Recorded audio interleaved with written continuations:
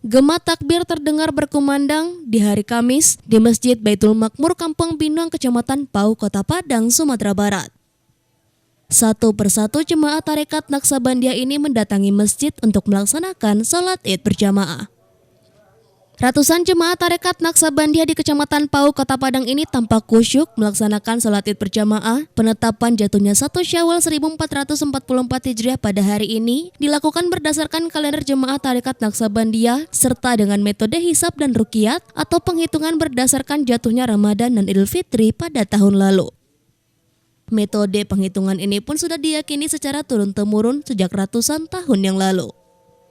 Sebelumnya, para jemaah Naksabandia ini telah melaksanakan ibadah puasa selama 30 hari. Jatuhnya 1 Syawal 1444 Hijriah pada hari ini serentak digelar oleh seluruh jemaah Naksabandia di Kota Padang, Pariaman, Solo, dan berbagai daerah di Sumatera Barat. Lebaran besok. Lebaran besok ya. Berarti puasanya kemarin tetap 30 atau bagaimana? Tetap 30. Aktivitas kita malam hari ini ya Bang? Aktivitas kita malam hari ini? Takbiran. Salat apa? Salat hajat, salat taubat, mengalang subuh. Barang yang mau.